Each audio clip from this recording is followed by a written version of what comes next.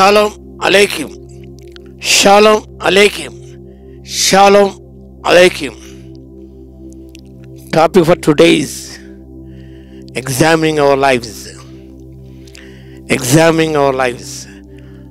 మన జీవితాన్ని పరీక్షించుకొనుట. The text is the second letter of Paul to Corinthians, chapter 13, 5th verse. అపోస్తలుడైన పౌలు కొరింథీ సంఘానికి రాసిన రెండవ పత్రిక 13వ అధ్యాయము 5వ వచనము.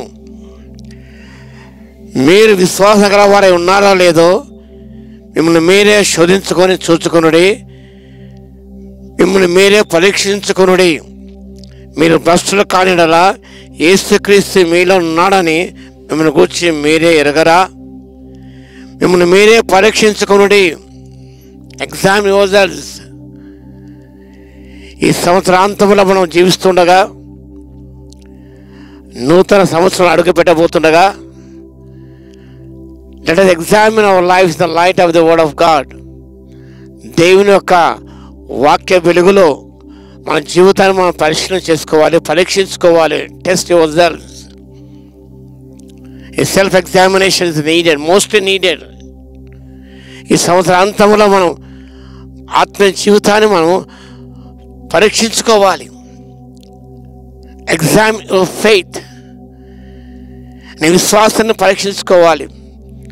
విశ్వాసం ఎంత పరిణామం, ఎంత నిష్పత్తిలో ఉన్నదో మన విశ్వాసాన్ని ఒక్కసారి పరీక్షించుకోవాలి. ఆవగింత విశ్వాసమా? ఇది ప్యాసివ్ ఫెయిత్ ఆర్ ఇది యాక్టివ్ ఫెయిత్? విశ్వాసం ఏ నిష్పత్తిలో, ఏ స్థాయిలో ఉన్నది? విశ్వాస జీవితంలో ఎంత ఎదిగాం మనం? ఆనాడు వారు ప్రార్థించిన, ప్రభువా ఇంక్రీజ్ అవర్ ఫెయిత్, మన విశ్వాసాన్ని పెంపొందింపచేయము. ఇప్పుడు చివరి దినాల్లో ఉన్నాం కాబట్టి అనేకులు విశ్వాస భ్రష్టులైపోతున్నారు. విశ్వాసం సనగిలిపోతూనే ఉన్నది. ఎందుకనగా ఆశించి జరగలేదు కాబట్టి, నెరవేరలేదు కాబట్టి, జరిగించబడలేదు కాబట్టి విశ్వాసములో మనం వెనుకంజ వేస్తున్నాం. సనగిలిపోతున్నది. అల్ప విశ్వాసం వల్ల చోటు చేసుకుంటుంది. సందేహాలు చోటు చేసుకుంటున్నాయి. ఇది జరగదేమో, సంభవించదేమో. విశ్వాసం ఎంతో ప్రాముఖ్యమైనది. విశ్వాసం లేకుండా దేవునికి ఇష్టం అసాధ్యమైన దేవుని వాక్యం సెలవిస్తుంది. Without faith it is impossible to please God.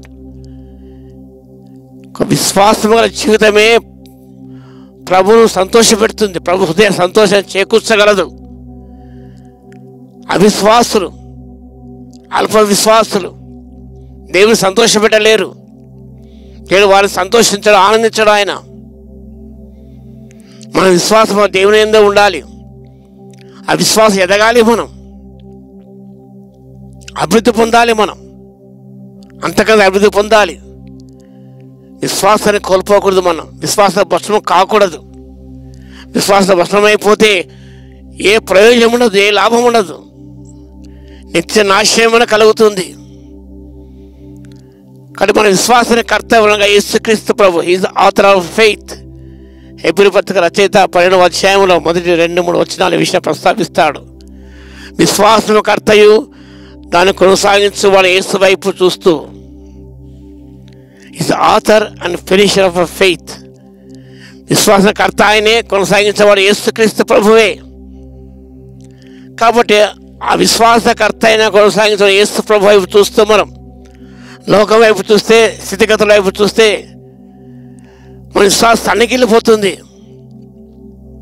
అనుమానాలు చోటు చేసుకుంటాయి. కాబట్టి మన స్థితిగతుల వైపు, పరిస్థితుల వైపు చూడకూడదు. మనం అవి మనం ఎంతగానో భయప్రాంతులు చేస్తాయి, విస్మయాన్ని కలిగిస్తాయి, సందేహాలు పుట్టిస్తాయి. అవి ఆత్మీయ జీవితంలో వెనకంజ వేస్తాం మనం. అలా కాకుండా మనం విశ్వాసి తన జీవితంలో ఏది సంభవించినా అది మేలుకొని విశ్వసించి విశ్వాస విలువలే ముందుకు సాగిపోవాలి. మనం అది ప్రభు కోరుతున్నాడు. Test your faith and test your love, examine your love. నీ ప్రేమ ఎంత నిష్కపటమైనదో ఒక్కసారి పరీక్షించుకోవాలి. అది కపటమైన ప్రేమనా, వేషధారుకున్న ప్రేమనా, లేదా జెన్యూన్ లవ్, నిష్కపటమైన ప్రేమనా? దేని వాక్యం సెలవిస్తుంది? అపొస్తలుల పౌలు రోమీయులకు రాసిన 12వ అధ్యాయం, మీ ప్రేమ నిష్కపటమై ఉండవలెను. యేసు ప్రేమ కల్లా కపటం లేని ప్రేమ, నిస్వార్థమైన ప్రేమ. మనం ప్రేమిస్తే ఫలము కోరి ప్రేమిస్తాం, బదులు ఆశిస్తాం. మనం బదులు ఆశించినది ప్రతిఫలాపేక్ష లేనిది నిజమైన ప్రేమ. కాబట్టి నీ ప్రేమ ఎంత నిష్కపటమైనది ఒకసారి పరీక్షించుకో. Examine your conduct. నీ సౌశీల్యం, నీ ప్రవర్తన ఎదుగుగా ఉన్నది. జ్ఞాని సొలొమోను అంటాడు, నీ తేనె మందిరం వెళ్ళినప్పుడు నీ ప్రవర్తన జాగ్రత్తగా చూసుకో. మందిరం పోయేటప్పుడు కాదు, everyday examine your conduct. How you conduct your self worthy of your calling. నీ పిలుపు తగ్గట్టుగా నీ ప్రవర్తన ఎదుగుగా ఉన్నది. అది విపరీతంగా ఉన్నదా? దేవుని దృష్టికి అనుకూలమైనదా, ప్రతికూలమైనదా?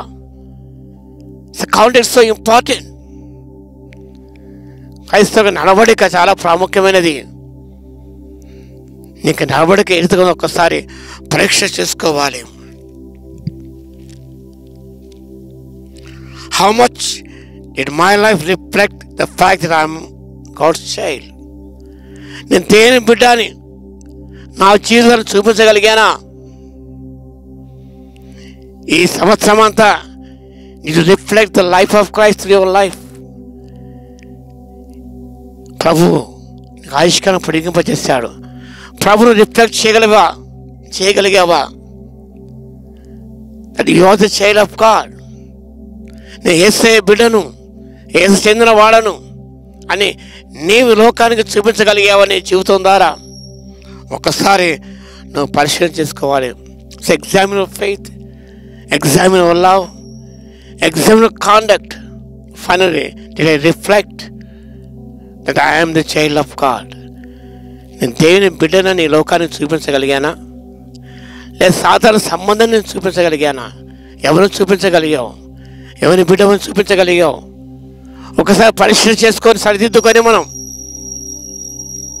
నూతన స్థలం అడుగు పెట్టబోతుండగా వాటన్నింటిని కూడా సరిదిద్దుకొని ప్రభు సహాయతను పొంది విశ్వాస అభివృద్ధి పొందుతాం, ప్రేమలో వర్ధిల్లుదాం, సౌశల్యాన్ని పెంపొందింప చేసుకుందాం. యేసయ్య బిడ్డలని మన ఈ లోకాన్ని చాటిద్దాం. మనం అలా జీవించడానికి, అలా చేయడానికి పరిశుద్ధాత్మదేవ మనకందరికీ కూడా కృపా సహాయత మెండుగా దయచును గాక. ఆమేన్. ప్రార్థన చేద్దాం. మహాగణ మహోన్నత యేసయ్య, మీకే స్తుతి స్తోత్రం నాయనా.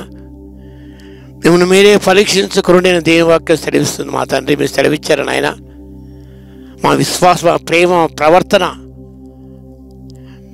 మేము మా ప్రవర్తన ద్వారా యేసయ్య బిడ్డను చూపించగలిగామా అని మమ్మల్ని మేమే పరీక్షించుకొని సరిదిద్దుకున్న తండ్రి, మీరు కోరే విధంగా జీవించే కృపను మాకందరూ ఇవ్వగలందుకు మీ స్తోత్రాలు చెల్లిస్తున్నాం. వాక్యం విన్న ప్రతి బిడ్డను దర్శించిన మా తండ్రి, వారు తమ జీవితం పరిశీలన చేసుకుని ప్రక్షాళన చేసుకుని మా తండ్రి, ప్రతి విషయంలో ప్రభానైనా మీ వలే ఉంటుంది తండ్రి.